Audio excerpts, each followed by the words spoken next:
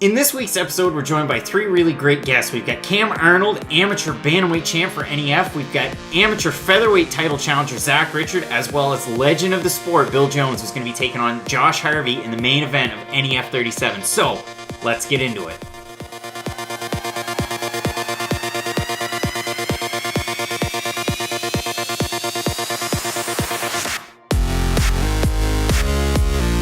Alright, and welcome to another episode of Fight Night Picks. I'm your host, Craig Allen. You can find me, of course, on Twitter and Instagram at CraigAllenFNP. With me today, Matt Allen. You can find him on Twitter. Same, Matt Allen FNP. And today we've got a special episode of Fight Night Picks because it's more of a spotlight on some of the local scene. And I say local scene, we're both from Fredericton, New Brunswick, Canada. If we haven't mentioned it before. Yeah, in the Maritimes. But local to us is also New England, and we've got a great fight card coming up on February 1st from the Cross Insurance Center in Bangor, Maine. You've got NEF 37, and as you can see to my my left there, you've got Fred Lear versus Zach Richard. It's going to be a great fight. They're fighting for the amateur featherweight title there. It should be a good one. And yeah, it will. I say that because Zach Richard, he was actually nominated and won NEF's Rookie of the Year. He went 3-0 in 2018. He's taken on Fred Lear, a guy who was former amateur bantamweight champ. He's 6-2, so it's experience against a surging rookie. Exactly. Should be a great fight. Also in that interview, it was a bit of a surprise to me because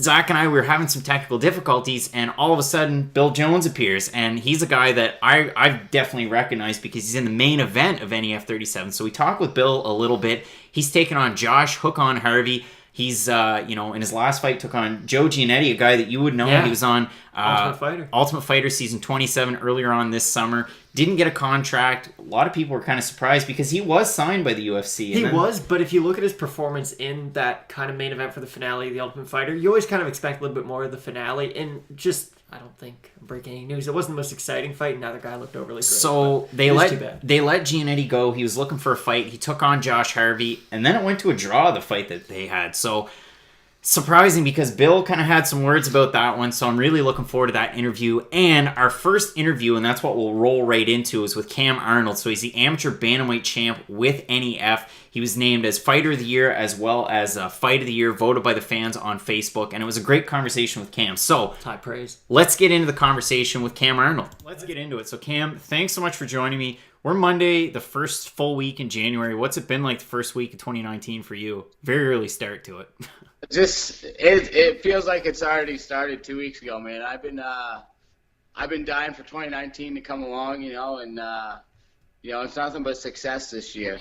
I can't wait to turn it up a notch. So you started fighting your first amateur fight summer 2017. What got you into MMA in the first place? When did you start training?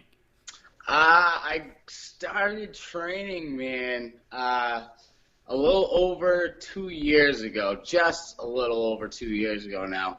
And I've always loved fighting. I'm the youngest of all boys. I grew up with a pretty rough family. The lifestyle I grew up in,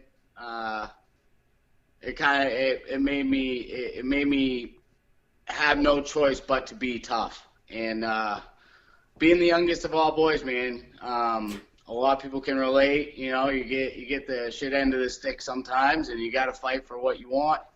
And that's what I've had to do my whole life. And I'm a small guy, man. I've always had to protect myself. So with my upbringing and the lifestyle that my parents had us in, we became very tough. So, and I've always loved the sport of fighting as well. I fell in love with boxing at a very young age. I come from a very small town in Casco, Maine, so we didn't get a lot of opportunity to go about and pursue those back then, what I thought were never been dreams. You know what I mean? And then I hit a very low point in my life. I want to say rock bottom. And I had no choice. I was living in a condemned building, and my mother had moved from out of state, moved back into state, and we had moved into Lewiston. And, it kind of went off from there. The rest is history. I have my daughter here. I'm actually having my second child here. I have my family. I found my career in fighting, So, it's been definitely a 360 for my life. Well, congrats. I mean, that's great to hear. And as far as the state's concerned, I mean, a rich history of MMA. There's gyms littered from, north to south, really. There's been great fighters. Tim Sylvia, Marcus Davis. Of course, you got Devin Powell. Very southern tip of Maine. You had a great year, before your title fight. I mean, your first 3 fights, one was at bantamweight, if I'm not mistaken. 2 of them at a catchweight of 140. Moving forward, you're going to try and stick at 135, right? Yeah, that's definitely the weight class I see myself in. That doesn't mean if the right opportunity were to come along, I might jump a weight class or 2. We'll see. But I mean, that's all within my coaches. You know what I mean? I'm a hungry fighter. And when I'm in there, a lot of guys are in there to compete. I'm not in there to compete. I'm in there to put your lights out, and I want to win. So I think that really sets me apart from everybody else. Well, I mean, those first 3 fights, too, all finished in the first round. I mean, what was it like having fights not even making it to the second round, the first 3? What was that like for you? It was kind of worrisome, honestly, because and I'm not trying to make that into a cocky statement at all. I mean worrisome because I was more like, okay, when is my test coming, and what's that test going to be like? And Killian Murphy, that whole fight camp, I was preparing for Mike Crespo, and big, lanky striker, and then pulled out within 2 weeks. Once I got back from Hard Knocks, he had pulled out. So they're like, well, you want to fight this? I was like, yeah, that title's mine. I don't care who it is. I'm fighting him. So then I had 2 weeks to prepare for Killian, which is a state champ wrestler. So, that kind of changed up my game plan. But as long as I imposed my will. And honestly, man, that fight with Killian was a very poor performance for me. I feel like that was a really bad showing in my eyes. Did I show a lot of heart? Yes. I have a good chin. I know, that's stuff that I feel like I already know, but I feel like I performed pretty poorly. I was very disappointed with myself. Not disappointing in the outcome, don't get me wrong. Great outcome. Just pretty tough critic, I guess. So. I mean, it was the first event that I covered live with Fight Night Picks, the first NEF event I had been to. I'm not joking. I know it was voted by the fans, Fight of the Year. You were named Fighter of the Year. It was your 3rd fight of 2018, and you got the win. I mean, it was no joke, one of the best fights I've ever seen. You guys went back and forth. I think you dropped him. It was either the 2nd or 3rd round, able to get it done in the 4th. I mean, how tough was it? You kind of alluded to it, but how tough was it to go from one opponent to the next like that? The eyes never left the prize. And, my goal is to be a world champion. And, I've been working a lot on my mental game as well. So, this guy I work with, Stuart Flaherty, shout out. He kind of helped me realize my goal, so it doesn't matter who's standing across from me. I'm going out there. I'm going to win. I'm going to take what's mine. That right there is mine, that belt. And, at that certain point, I was just like, I'm going to go out there. I'm going to impose my fight. My strategy doesn't change. Am I going to be aware of more certain things opposed to a striker? Yeah. And, fortunately for Killian, he caught me a few times striking-wise, because I was more concerned of the takedown. And as you can tell, I out-wrestled him. Yeah. And a lot of people seem to forget I'm a wrestler too, and I've shown that within the very few fights that I've had. You look at the blast double I had on Kyle Kenny. I have very good wrestling. Ask my training partners. So I think a lot of people take my ground game for granted, and they're gonna see what my jiu-jitsu is like. I have very sneaky jiu-jitsu. Don't sleep on it. So I mean, I said congratulations are in order. Fighter of the Year, Fight of the Year, voted by the fans. What does it mean to you to have that kind of support from not just the fans in Maine, but in New England as well? It's crazy because you know what? I never expected, because I'm like, the way the polls go, it's kind of like a popularity contest, so like I never thought I was going to get past Ryan Sanders, let alone, the fan base that he carries, and some of the other guys. I know I have a big fan base as well, but when it comes down to earning it, I think I was the most deserving, without a doubt. In my mind, I'm the most deserving for that. But I was just happy to be within the ballpark around.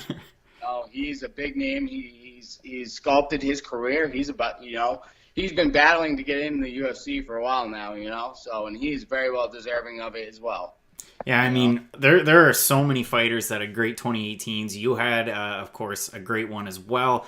3-0. As far as 2019 is concerned, I mean, you kind of teased it on Instagram a little bit. Maybe a fight coming up in April. I see there's some other fighters. Maybe they're going to be on a card in April. Can you shed a little bit of light on that and maybe just what you have planned for 2019 in general? 2019, first of all, I'm going to take it one fight at a time. So my main focus is in April.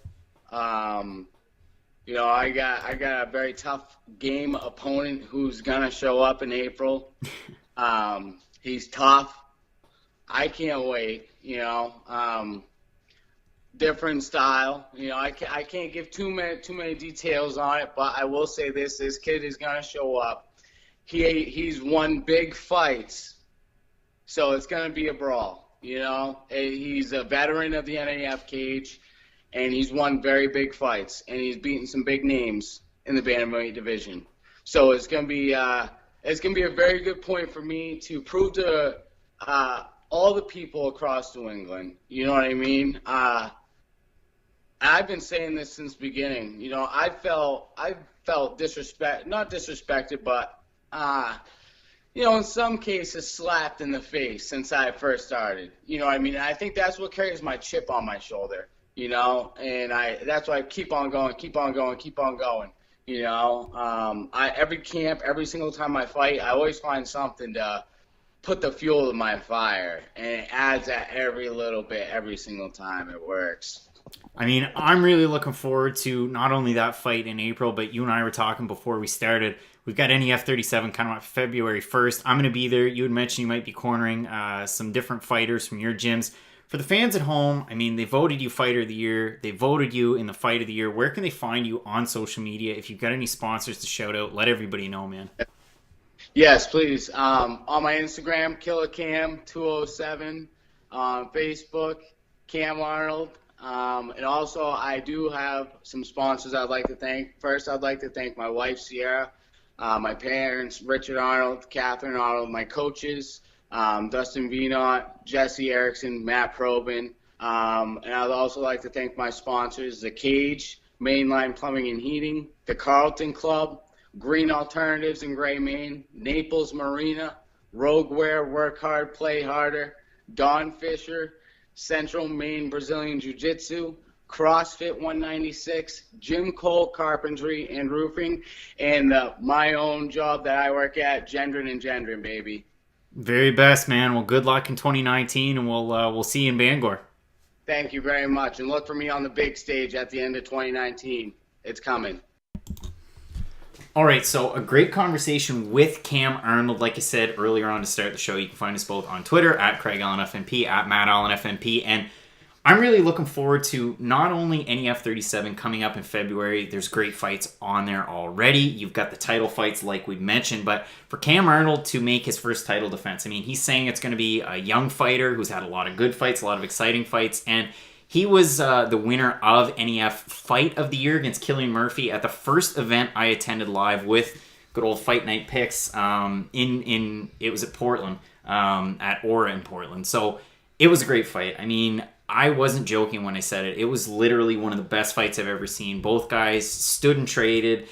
We've seen Travis Brown fight live, so yeah. That's high praise. I mean, the poster did change behind us. It was Fight Night one, Picks. It was Travis Brown, Derek Lewis. Now you've got Fabricio Verdum, Stipe Miocic back at UFC 198. That was when Miocic started his title reign, and a great fight there. But as far as the interview is concerned, I'm really looking forward to it, and we'll see Kam in Bangor at NEF 37, cornering some different fighters. And he brought up Matt Probin, a guy who just signed with Bellator. He's going to be fighting at one of the cards coming up in Connecticut, February 15th and 16th from the Mohegan Sun. So I'm really looking forward to that. I know you are as well. Yeah, it's going to be a great card. We've got a lot going on with Bellator coming up here. Whether it's those back-to-back shows, they've got 4 different ones in February. A lot going on there. UFC also has 4 shows in February. It's going to be a stacked February of MMA, but January is a little bit slower. So why don't we get into the interview with Zach Richard and Bill Jones? It's a great one. I mean, Zach, Rookie of the Year with NEF in 2018, 3-0, all finishes. He's going to be taking on Fred Lear for the belt, amateur featherweight belt.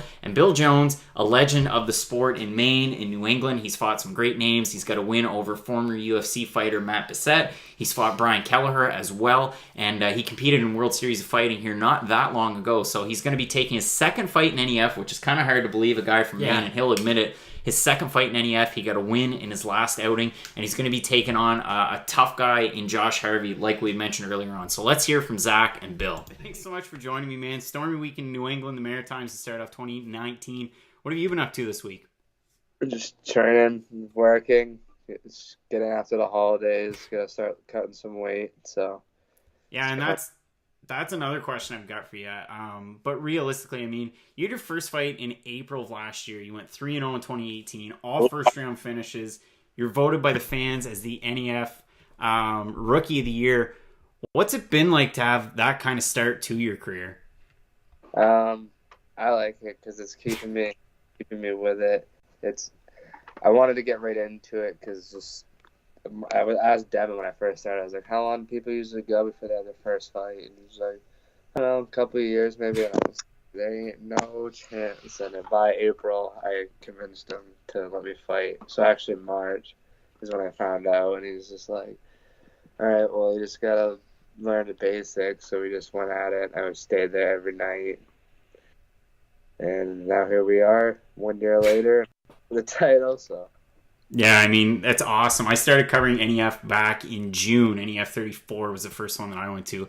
Had the opportunity to see your last 2 fights, so 36 and 37. You get the win over Clifford Redmond really quickly. And then in your last fight, you kind of went back to the basics. You threw the double leg. You slammed him up over. You got the rear naked choke. Back to your wrestling. So you were quite an accomplished high school wrestler. How exactly did you transition into MMA? Was it tough for you?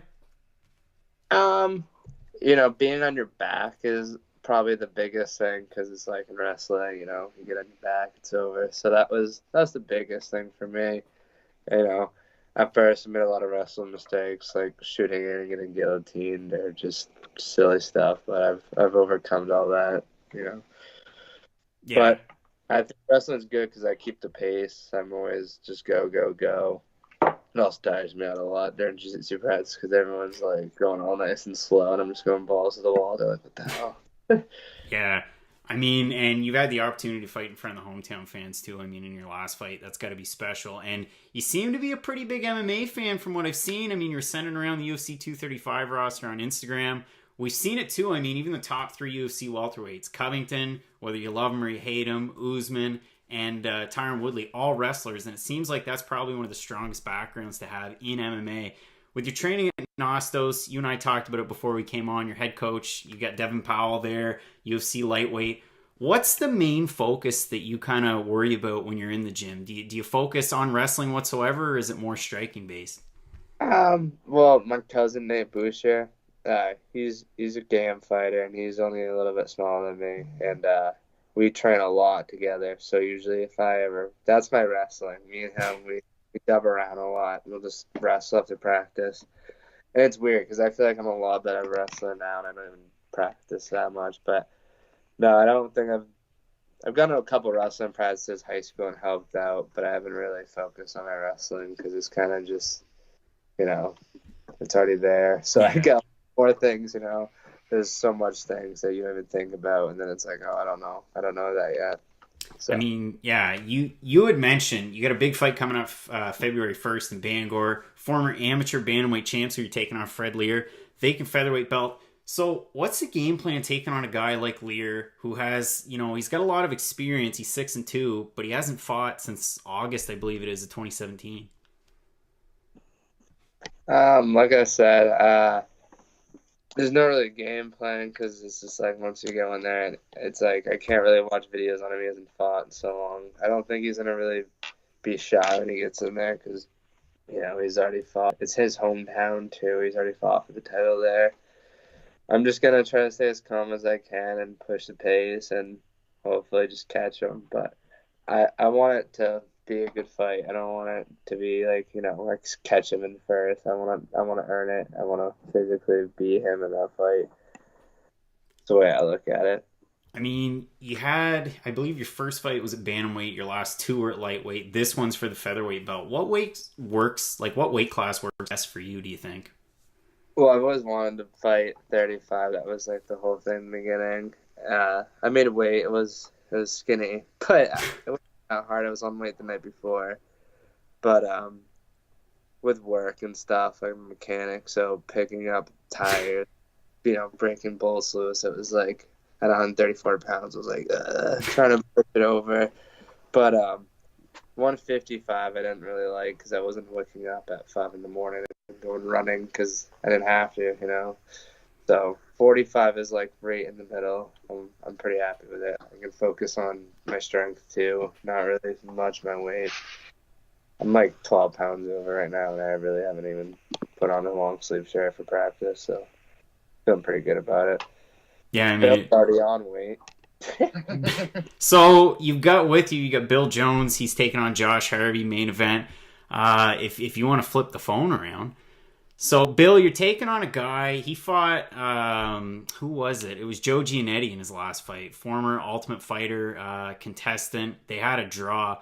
What are you expecting in this kind of fight? I mean, he's definitely going to have a chip on his shoulder. I believe he's fighting very close to home, a little bit closer than you guys anyway, in Bangor. What can the fans expect in that fight? I think Harvey likes to look good. I think he likes to. I think he likes to protect his face and look pretty. So I think when I start smashing on him, he's gonna freaking cover up and bail out really quick. Giannetti was more of a hugging match. Yeah, two guys just kind of hanging on to each other for 15 minutes, no damage done. I'm gonna throw down and frickin' fire until there's no more frickin' bullets to come out, and he's gonna. It's gonna be exciting. I can't wait. Very best, guys. So I'll ask you both this question. Zach, I mean, Rookie of the Year 2018. Bill, a storied career. You've had a ton of fights. And what can we look forward to? I'll start with you, Bill. What can we look forward to from you in 2019? Do you plan on, having more fights this year? You plan on maybe fighting more in Maine? What's the plan for you? It was weird because I had all of my career pretty much out of state. It's always been, started in New Hampshire, Massachusetts, Connecticut, New York. I never really fought in Maine, and it seems like towards the end of my career, I kind of been bringing it back home. I fought for toe-to-toe a couple of times, had some really good fights with them, and then I just fought for NEF for the first time, fighting Matt Denning, and I beat him pretty decisively. It's good to bring it back home towards the end of my career. It'd be nice to bang out Harvey here and maybe get that fight with Lacey like they were talking about and kind of close it out with him. We'll see where it goes. I'm looking forward to it, Zach. So for Zach, yeah, what's the plan for 2019? I mean, you had a great 2018, the 3 wins, all first round finishes. What's the scoop?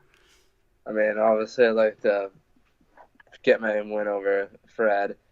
And then after that, I think I'd want to, I can't fight in June because we usually do a bike run every year in memory of my sister. So I'm not going to fight in June, and I don't know if I want to fight in April because I fought like every card last year. So it'd be nice to learn instead of just being in fight camps all the time. But I don't know. I'd like to have probably this fight and then just fight in November or maybe September and really, really work on a lot of my gray areas and come back and show people how much I can grow. Very best. I mean, guys, thanks so much for joining me. Really looking forward to the fights. NEF 37 from Bangor, February 1st. It's on a Friday, usually on a Saturday, but it's on a Friday. For the fans watching at home, where can they find you guys on social media? And if you got any sponsors, both of you, let me know. Yeah, I'm on Facebook. That's about it. Hall Brothers Roofings have always been a huge sponsor. It's a company I've worked for. We're going to take it over in time.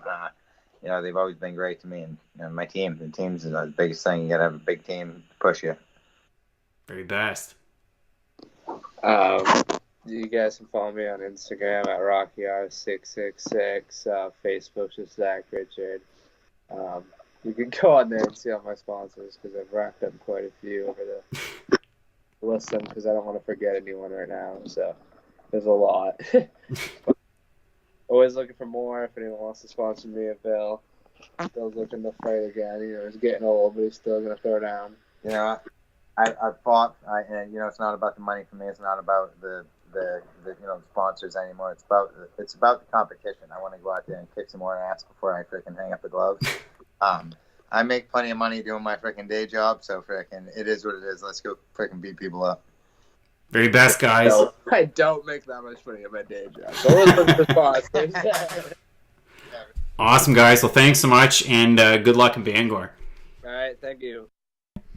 All right, so great interview with both of those guys. You and I were talking about it. I mean, Bill Jones has had a ton of great fights and a lot of high competition as well. UFC vets, you've got Brian Kelleher and Matt Bissett, among others. So he's had a really long career, finally getting the chance to fight in Maine. Looking forward to this fight. Queen City, February 1st, coming at you from the Cross Insurance Center in Bangor. I've got the poster next to us there with Lear and Richard. You've also got Jones taking on Harvey. There's a lot of great fights on there. And it's funny because we didn't mention it earlier, but Kam Arnold had kind of teased he might have his first title defense in April. I've seen a few different fighters also mention that they might be fighting in April on that card. I know Yorgan De Castro might be one of them. He's the new cruiserweight champ, and if you're maybe not aware, NEF adopted the cruiserweight division before their last card, NEF 36, and it was Yorgan De Castro taking on Ross Hilton in the very first title fight. It was a great one, back and forth, and De Castro was able to get the win through an overhand right, and it knocked Hilton right out. And I mean, when those big boys fall up against the cage like that, it's quite the scene. Yeah. So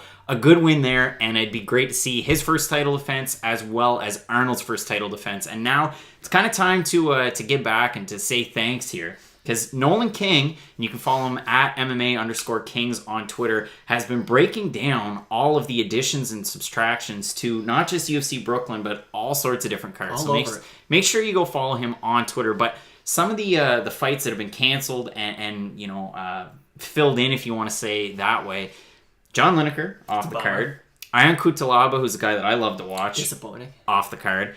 And Rude Boy Randy Brown, he's off the card, and he's one of the few guys that I've seen knocked out by Hammerfist from the bottom against Nico Price. Kind of cool, but he's off. So what we have replacing it, you've got Corey Sandhagen. He's going to be taking on UFC newcomer Mario Bautista. What do we know about Mario Bautista? We know that he's an undefeated prospect. He has 5 finishes, and they're all before the 3rd round, so he's kind of a fast starter. And then kind of an interesting fact that Craig and I found as we were sort of looking up his career, because neither one of us are overly familiar with him, no disrespect, but he took a 4-year layoff between his last amateur fight and his first professional fight. So who knows if that was just to improve more, to maybe had some injuries, but still, it's kind of an odd thing to see. It's a good point that you bring that up, because in the conversation that I had with Will Morris, he was a guy where, great start, just like Bautista. He went 4-0 as an amateur. I think Will Morris, it was 4-0 or 3-0 as an amateur. And in the interview, he said his coach wanted him to take 2 years at least to work on his wrestling, or not his wrestling, sorry, but his striking. He had a wrestling base. He was a football player. And then he wanted him to work on his kickboxing and his striking. Then he turned pro and just continued to kind of clean shop. And a lot of people think that when these fighters take these extended layoffs, that it's always due to injuries. But there's a lot of fighters. Cain Velasquez recently came out and spoke about it. George St. Pierre too. They take these layoffs not only due to injuries, but also when you're just going into fight camp after fight camp, you're not really learning anything new. You're just trying to get into shape for the next fight. But if you take these really long layoffs, you can actually learn a lot more skill-wise. So, really interesting. And it must work. He's still undefeated. Yeah, and I'm really looking forward to this fight. It's another kind of tough test for Sandhagen. He's not really thrown to the wolves in this one. He got lucky. Exactly. A little bit. I mean, Lineker was a very hard matchup for him, and that was done on short notice as well. But still, this is a much better fight for him. Yeah, it should be a great one. So really looking forward to that one. Another replacement that we've got Carl Roberson. He's going to be taking on Glover Teixeira. Roberson, his last fight, it was kind of weird, and I lamented it for sure. I know a lot of people did, that it was on the main card of UFC 230 where he was taking on Jack Marshman. He looked good in that fight. Oh, he looked great in that fight. He looked way better than I thought he would, so it should be a good one. What can you tell us about Glover Teixeira? Because he's kind of been hot and cold lately. I mean, in his prime, before he came to the UFC, he was one of these guys where he was outside the UFC, but everyone kind of saw him as if he came over, he's just going to wreck house. And he did when he first came. I remember when he beat Rampage, he beat Fabio Maldonado, and that meant something. He beat a lot of really good guys, and then eventually went up to fight John Jones. John Jones is John Jones. Doesn't matter what your outlook on him personally is, he's still an amazing fighter. Yeah. And so he lost to John, then he lost to Phil Davis. And then that kind of put him in this weird position. But after that, he went on to a good streak again. And that brings us to his last 5 fights. Now, Teixeira's definitely fallen on harder times recently. As of late, he's only 2-3 in his last 5. He was finished brutally by Rumble Johnson in like 13 seconds from big uppercut. Yeah. And the Gustafsson fight didn't really do him any favors after that. I know afterwards he fought Jared Cannonier, and he looked good in that fight. He was just wrestling a lot more. And it's interesting that you bring that up because Jared Cannonier was a guy, heavyweight to light heavyweight to middleweight. In his last fight, he looked great. He was shredded. And in the fight, he looked great. So good for him. He's a guy that, just like Carl Roberson, in my mind's eye, I think of those guys as maybe where do they slot in? But Carl Roberson's look better and better. And at the same time, Cannonier in his last fight, I want to see more of him. Exactly. And a lot of people always think that with weight cutting, you always have to go to a higher weight class, but that's not always the case. Sometimes dropping another weight class, although it might not be super healthy for you long term, it just might, maybe you have to train just a little bit harder to make that weight, so you're going to make those really big improvements long term. And that was on 230 as well, if I'm not mistaken. Yeah. So that's kind of why they both stick out. But like you said, Teixeira in his last 5, the losses to Johnson and to Gustafsson, I get it. I do. Exactly. I mean, they're 2 of the best in the world. And you're at the top of the division, it makes sense. But you and I, we were talking about it before the show. Against Corey Anderson, he just looked flat. It looked like everyone says with a fighter, age just kind of creeps up on you. You can be 38 and look fine, and then the next day it kind of leaves you. Yeah. People are kind of waiting on that. I mean, I think Tyron Woodley will probably beat Usman, but a lot of people are kind of worried that, I mean, Woodley's what, 36, 37? Yeah. Like, he's getting to that age range where you got to kind of wonder how much longer does he really have left to go. But, yeah, with Teixeira, it just looked like in that Corey Anderson fight that might have been the fight that just kind of, we're not going to see the old Glover. Yeah, and I mean, before that, he looked great against Misha Serkinov. He really did. And that was a fight where Serkinov was, I want to say, a favorite, and he was kind of fighting at home as well. It was in Winnipeg, and Serkinov fighting out of Toronto. I know he's down in Vegas right now with Extreme Couture, but he was at Extreme Couture in Toronto. That's where he spent just about every camp, and that was his second straight loss too, and they were 2 tough losses as well. Well, yeah, he got knocked out by Volkan in 10 seconds or whatever it was. And then, he came back against Glover. But the thing about Misha was he looked really good in that fight. The thing that Glover doesn't throw kicks at all. He has really good wrestling and really good jiu-jitsu. But if guys can keep him at range so that he can't come in with those big looping hooks to try to, catch them, knock them down, hopefully take them down, he kind of struggles with that kind of mid to long range game. And Carl Roberson's a guy who, especially we saw in the Jack Marishman fight, he's got a really nice jab. He throws really solid kicks. I would favor Glover just due to the fact that Roberson, we saw when he fought Cesar Fajea, he got taken down and submitted pretty easily. Yeah. So I don't want to say that, and Fajea is a world-class black belt in jiu-jitsu. He's kind of had mixed results in MMA, but still, his jiu-jitsu is very solid. And Glover's kind of comparable in that regard, so it led to be an interesting fight. Definitely a contrast in styles. So this ESPN Plus card, we've had fights added, we've had fights taken away. It's, kind of remains to be seen before next week whether or not we get a few more added to it. But we're looking up and down. I mean, you're talking some of the first fights. Jeff Hands of Steel Neal taking on Bilal Muhammad. Dennis Bermudez taking on T. Edwards. And T. Edwards' last fight, UFC Moncton, didn't go all that great. But if we're looking top to bottom, this is a question I asked, Ty O'Keefe on our shows that we had. It's a question that I ask just about every show. If you could give this card a letter grade, what would you give it and why? Now, do I have to give it a letter grade based on the fights themselves, or can I do it on the fact that half it's on ESPN, regular ESPN, half it's on ESPN Plus? Or should I not take that into account? You can't take that into account, and I'll explain that. So we're up here in Fredericton, New Brunswick, Canada. We mention it from time to time. We don't have ESPN Plus. So if you're a fan of MMA and you're in Canada, you can watch it on TSN. I know it's one of the things that myself and former guest we've been talking about before because it's just totally different from place to place. So in that regard, in the States, maybe not that great. I know a lot of people have been lamenting the fact that they're going to have to get ESPN Plus and risk reward on that one. But I was talking with John Quinn about it, and we were both pretty excited that it was all going to be on TSN. So just on the card alone and the level of talent, what would you give it? It looks, for some reason, this popped out to me. I remember UFC 206. I watched it with a bunch of friends, and it was supposed to be a sleeper card. It was Max Holloway versus Pettis, and there was that weird thing with the weight. Pettis missed weight, so only Holloway could win the card. And the card didn't have big names, didn't have big numbers next to the guy's names ranking-wise. Every fight was amazing. That was when Doo Ho Choi fought Cub Swanson. Yeah. And it's one of those, it's an exciting card. It might not have the biggest names, the biggest rankings, or the biggest, I don't know, these fighters won't really be set up for title shots in the future. But no, the card's definitely going to be an exciting one. There's a lot of really good fights on it. So I'd probably give it a B to a B+. Yeah, I mean, I think giving it a B is fair. You've got a lot of fights that were transplanted from UFC 233 where it was...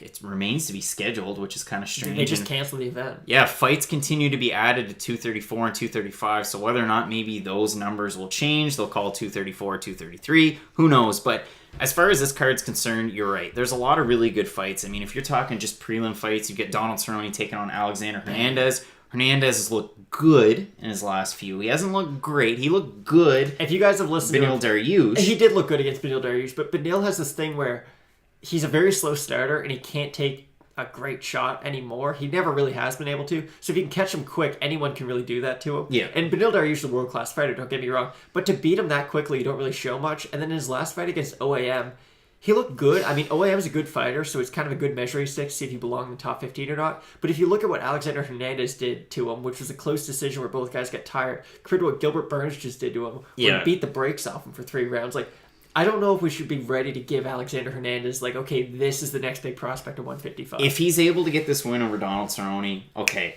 exactly. That's good. Yeah. It's kind of weird. I mean, Cerrone, consummate professional, a guy that everybody reveres as a legend. He's more than likely going to be a Hall of Famer. I mean, based on Faber, as Cowboy is it most wins in the UFC? He has most wins, most finishes, most fights, I want to say. Yeah, he's just a legend of the sport. He's got records all over, yeah. And he's moving down from 170 to 155 in this fight. It's going to be interesting to see what happens. I mean, I'm assuming we're both going to be taking Donald Cerrone in this fight. Yeah, with him too. I'm really looking forward to it. We mentioned a lot of the other fights on here. Just to mention maybe the top 3. So Gregor Gillespie, Yancy Medeiros. That one's at lightweight. Phenomenal fight.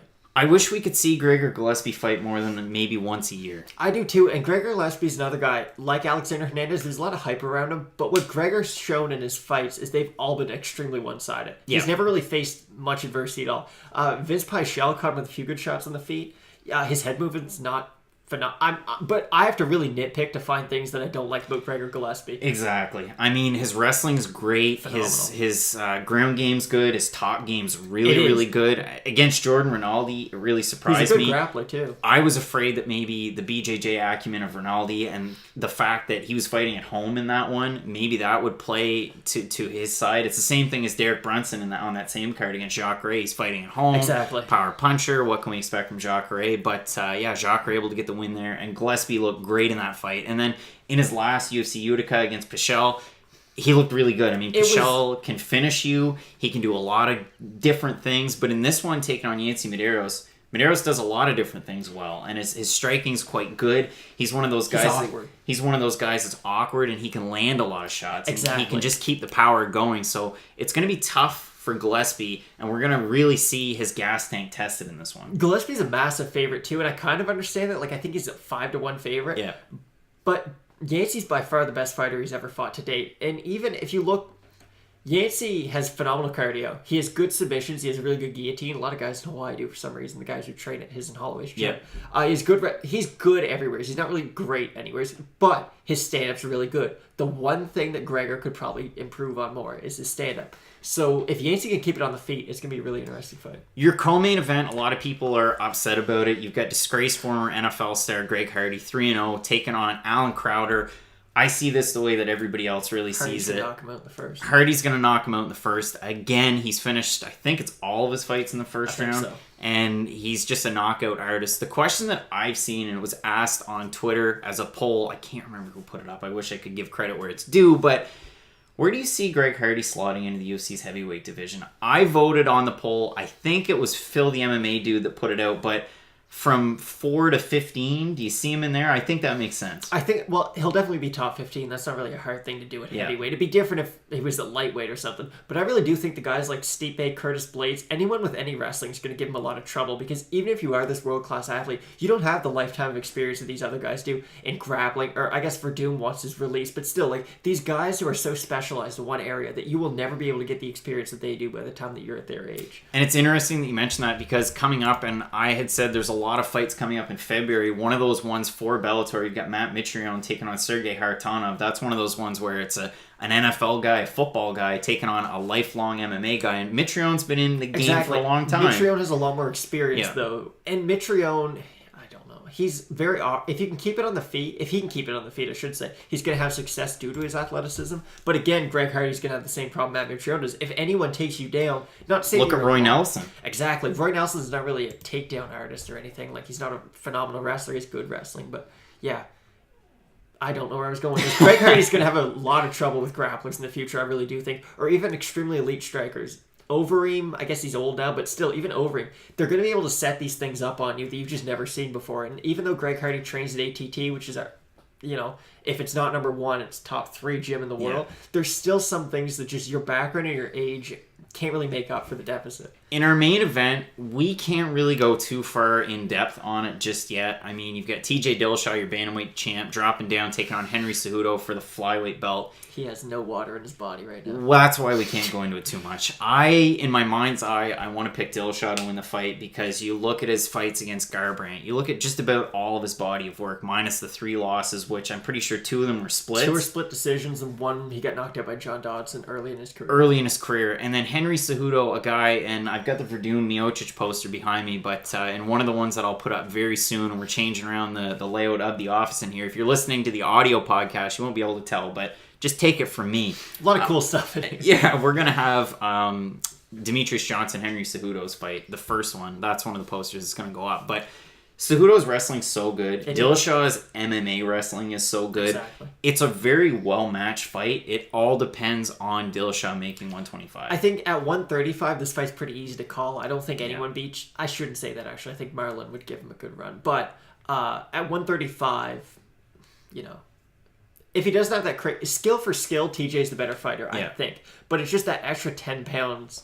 Is that going to kind of make or break him by the time of the fight? Like we were saying before, I like to bet on fights a little bit. I'm not going to bet on that fight until I see the official weigh-in. So the morning weigh-in, let's say he weighs in and he makes weight. Wait till the one in the afternoon or in the evening to when they've actually rehydrated a little bit and do their face-off. Because you can kind of see how his body's recovered throughout the day. And I mean, in this episode here of Fight Night Picks, very fortunately we had Zach Richard, Kam Arnold, as well as Bill Jones. For next week, I'm going to be speaking with a guy from the training lab, TJ Dillashaw's main training partner. I'm going to have the Spaniard, Juan Archuleta, is going to be joining. That's a big deal. And it's interesting because Dillashaw is going from 135 to 125. Juan Archuleta is going from 145 to 135. So he's got a big fight coming up. And the good thing about that gym, just now that you bring it up, they're not going to do anything... insane. Exactly. Like, they're very scientific. They're very professional. They handle MMA like it's a real sport. Not to say that it isn't, but you know what I mean? Like, some gyms are kind of meathead about their training methods. Yeah, it's not like lifting, I don't know, cinder blocks. Exactly. They're not flipping tires. Well, they probably are. But you know what I mean? Everything's very scientific. It's very scheduled. They have these really proper plans, nutrition plans, strength conditioning. They're very, very professional about the way that they train. So on FightNightPicks.net, you can find a lot of great articles, a lot of new stuff. I've been doing a lot more writing. I'm back in the career field, working again in sales, but I've been writing a lot. So one of the articles you can find, Fight Night Picks Guide to a Busy Start to this year, 2019, in MMA. And at the very end, I list some of the main events that we have coming up. So we just talked about Cejudo and Dillashaw. We also mentioned Mitrione, who's taken on Sergey Haratana, but you've got some other great fights. Marlon Moraes taking on Rafael Sunsao. Patricky Pitbull taking on Ryan Scope. That one's going to be a decent showcase for Patricky. And you've also got Francis Ngannou taking on Cain Velasquez. Velasquez's return to MMA. He's not going to WWE. I know some guys like Eric Spicely might, but Velasquez, we're going to get to see him That fight goes one of two ways, though. I think we all know. Exactly, but... the biggest thing, and I've had some articles about it, Ty O'Keefe's had some articles about it, UFC 235. They're doing Vegas good on this one. Yeah, they're doing Vegas right. They kind of screwed them over with the whole John Jones Torino Ball thing, but they're definitely making up for it with this card. Exactly. So let's go through it just a little bit. We'll kind of scratch the surface. This one isn't coming up for a while. It's going to be, in March. So it's a ways out. We could have fights added. We could have fights taken away.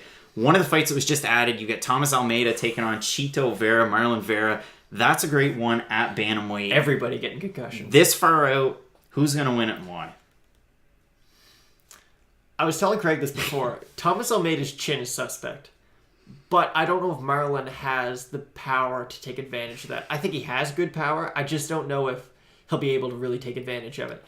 I I'm going to pick Marlon by KO round 2 now that I said that. Marlon Vera, a more well-rounded fighter, I would say. But he's another guy who's kind of inconsistent. Like, we talked about OSP, we talked about Serkinov, and I know with Marlon it might be just kind of the youth in his career, and he's improving, he's learning a lot more. But still, we've seen him look really good, but we've also seen him look like when he fought Douglas De Silva de Andrade.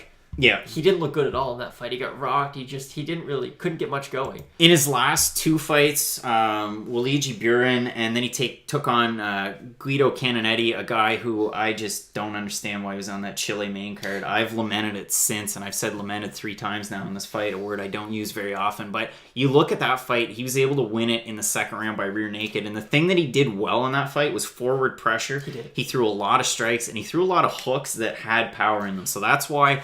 I mean, I'm going to pick Vera to win this fight, but that's kind of why. I think if he's able to push the pace on Almeida, we've seen it. When Almeida's on his back foot, you saw it with Garbrandt, that's when the wheels started to fall off. But I think a lot with what Almeida's problem is you can't fight like Justin Gaethje and Thomas Almeida forever. Yeah. Eventually it's going to catch up to you.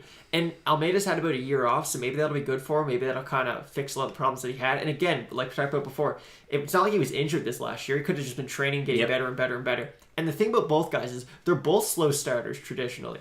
So maybe the first round won't be extremely exciting. This is probably going to be your fight of the night, though. There's a bunch of amazing fights on this card. There's a good chance this gets the bonus. Let's skim a couple fights. So Polyana Viana taking on Hannah Cifers. I'm going to take Viana in this fight. Not only did she beat a guy in the street, she also trains with Thiago Santos every day, who tried to take her cell phone, but yeah, she trains with Thiago Santos.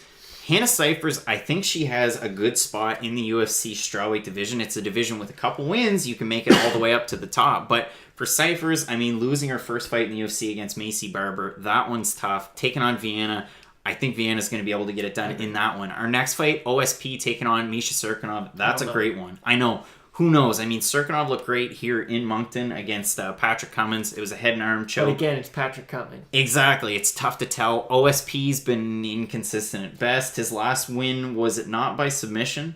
I believe. Yeah, he beat Tyson Pedro. He got dropped early in the first, then beat him with a Kimura. Yeah, beat Tyson Pedro. It was a weird arm lock where he pulled it back and then the cage. In his last one where was he knocked out by Dominic Reyes in the last second of the fight? Was he not? But he lost that one somewhat decisively. I mean, it was a back and forth fight. But he didn't have any...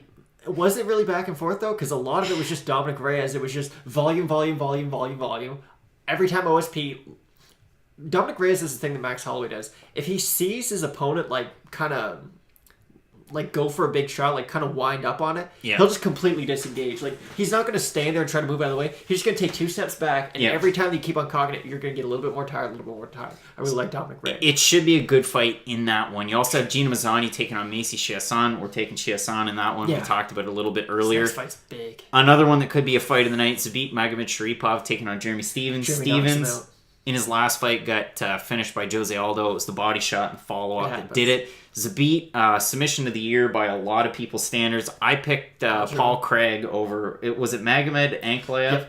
Yep. But Zabit with... What is it called? Sulev stretch. You basically take their back and you just grab... It's the most meathead thing in the world, but it is so cool. You don't go for this elegant choke. You just grab their leg and rip it up. So that's one where we're really going to see Magomed-Sharipov tested for the first time. Every time Zabit's ever had a problem is when someone goes forward and tries to brawl with him. Kyle Bochniak had good success.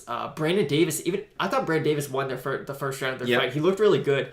And Jeremy Stephens has really good takedown defense. It's not, the best in the world. Yeah. It's not like Tyron Woodley. But we can both agree, Jeremy Stephens, it's difficult to take him down. So if you're going to try to take him down, you're going to waste a lot of energy. Jeremy Stephens never gets tired. He hits like a Mack truck. I think Stephens knocks out Zabit. It's a potential fight of the night. I know there's a lot of people that are high on Magomed-Sharipov. I know there's a lot of people that aren't. You're not sold yet. He's a can crusher right now. Ty O'Keefe's not sold yet either. So take that for what it's worth. Yeah, you've got 2 guys that know their stuff, and they're not totally sold on Magomed-Sharipov yet.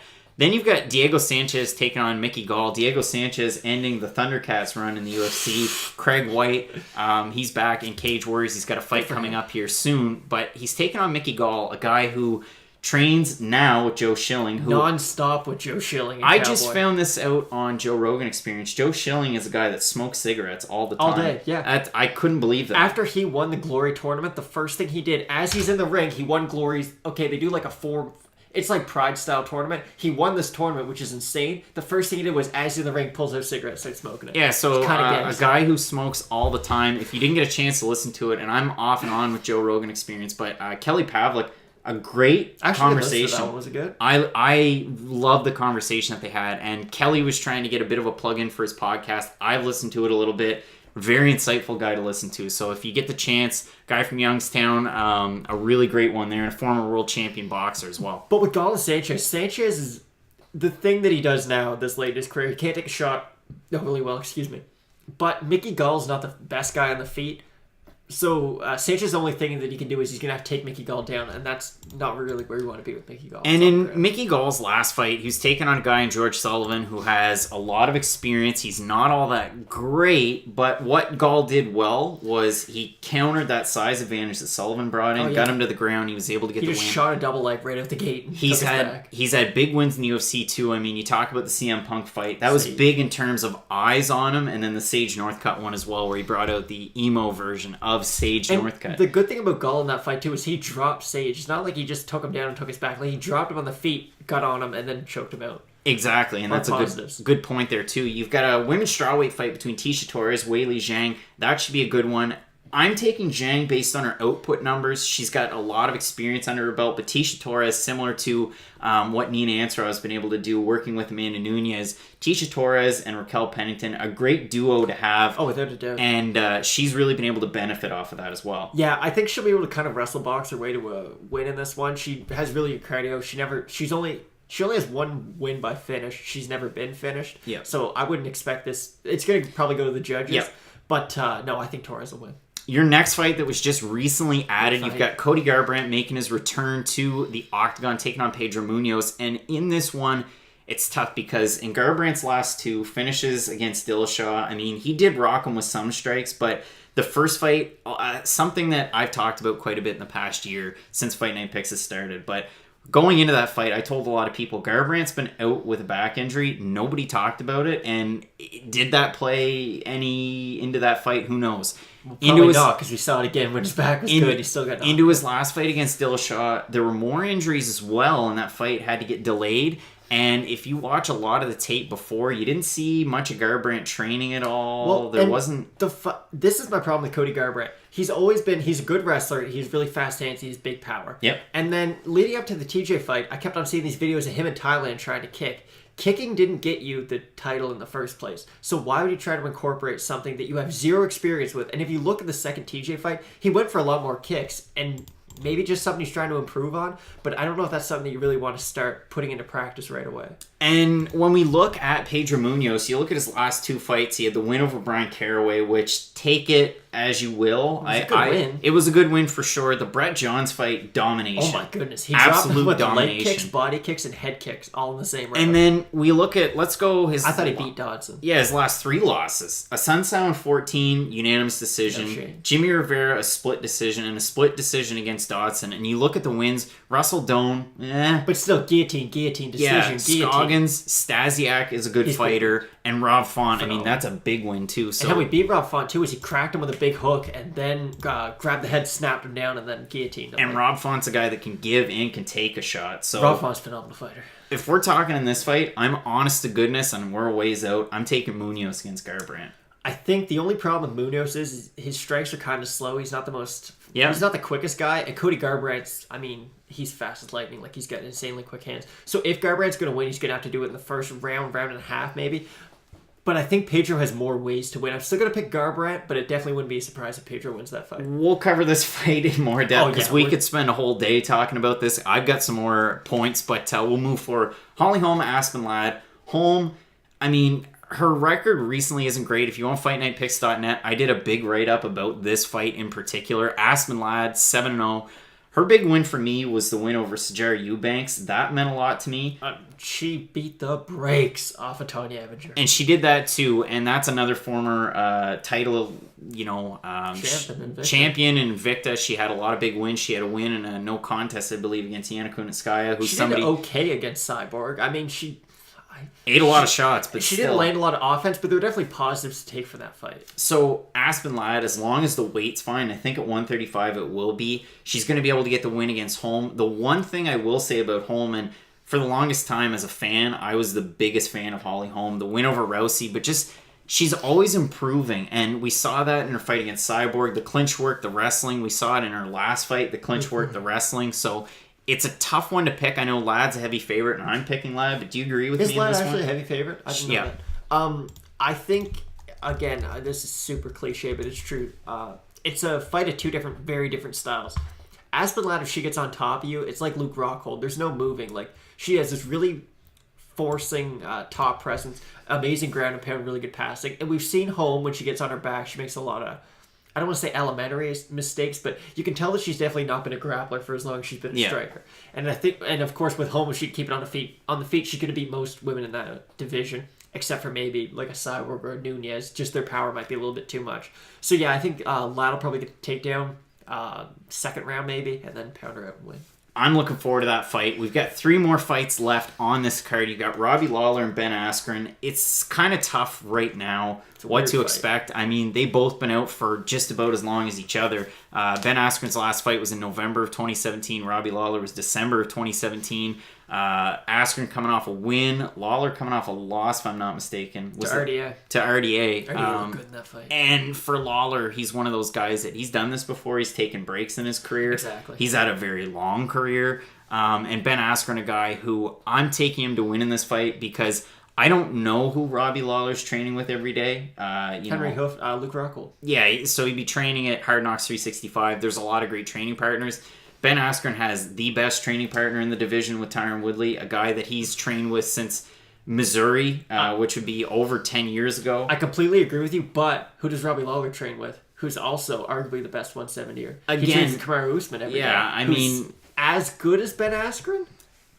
Yeah, I mean, he's fighting similar. for the title. Exactly, so too far out for this one, I'd say. Too far out for this one. Let's go to the co-main. So Tyron Woodley and Kamaru Usman just recently announced, I believe it was either Brett Okamoto or Ariel Helwani that had reported it and had reported a lot of these fights. So give the credit where credit's due. But Tyron Woodley taking on Kamaru Usman. Now, I wrote an article here recently and it came out on the 8th. Title is Woodley versus Usman, did matchmakers get it right? And I put out a poll on Twitter. A fair amount of people actually voted. 75% said no. Colby Covington should have been included in this title fight. Colby Covington went on MMA Hour. He went on Ariel Helwani's show. He went on everyone who would listen. Anyone who would listen and said, I should get this fight. His manager, if I'm not mistaken, is the man who runs ATT. Dan Lambert. Dan Lambert. So I think Covington deserves the shot, but at the same time, you got to be more active. And Kamaru Usman in the past year has been more active. He was the backup for UFC 227. He was willing to take short notice fights. Yeah. He'd fight anyone, no matter what their rank was. And I think the UFC really does respect. They have a very aggressive schedule. Luke Thomas was saying this too. It's not completely my original idea, but the UFC has they have an aggressive schedule. So there's events every single weekend. They need main events. They need fights. And Kamaru Usman being so willing to take all those fights, I think it really heightened him in their eyes, and that's a big reason why he got this title shot. And it is a good fight for Usman too.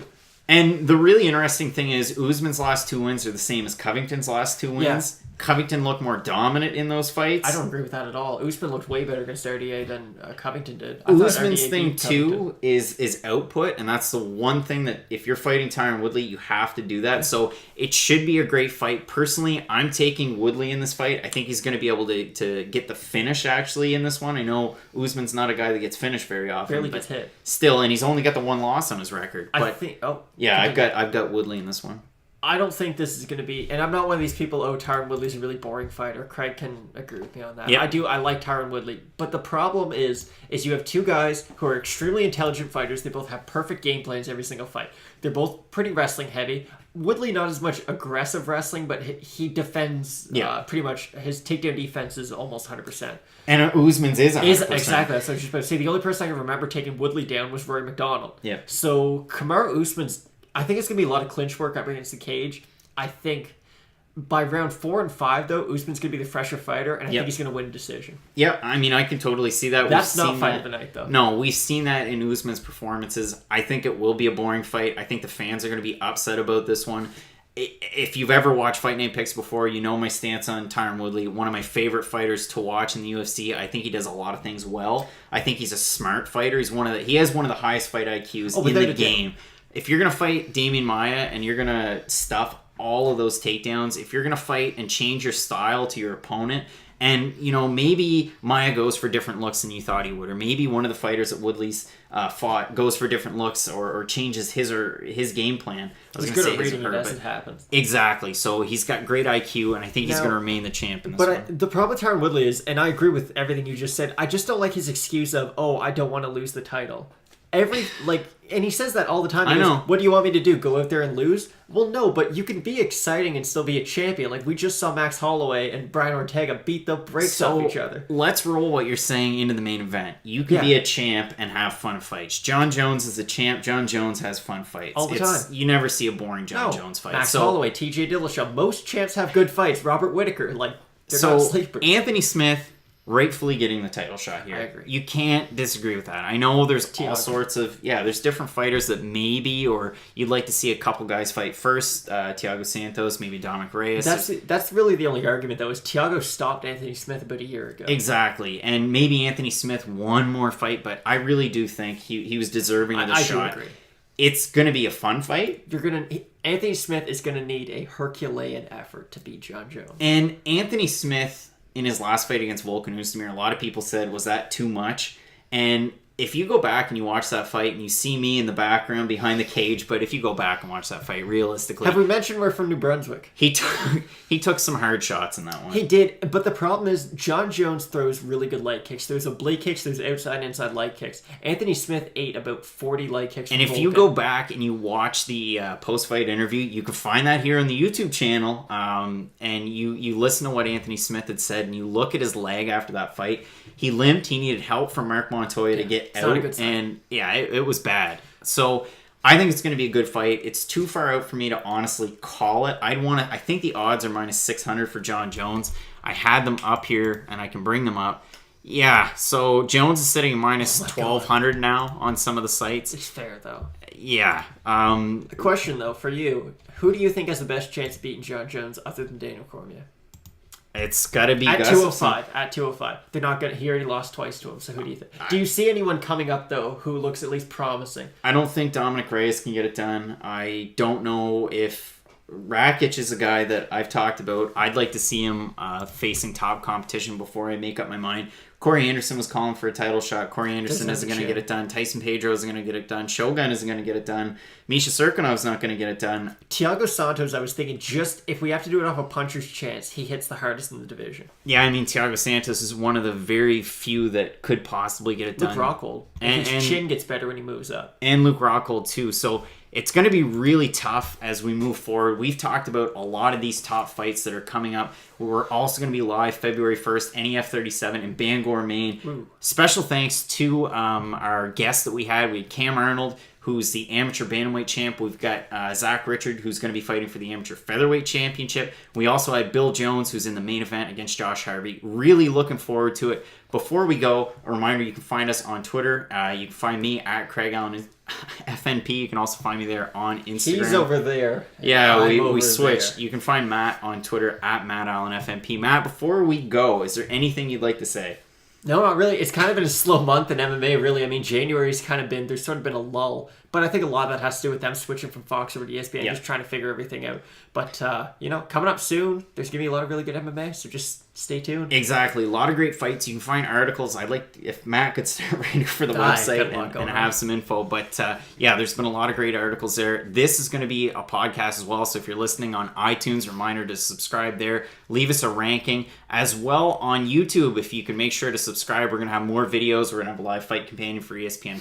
We're going to be watching it on TSN here, but there's all sorts of great stuff. More of a dump of information today. We haven't been live for a while, and there's been so much to talk about with no fights. I'm back on the job selling heavy equipment, so a lot of stuff moving forward, but really want to thank everyone for joining us, and a reminder, if you can throw us a like and a subscribe, it'd be appreciated. And thanks again.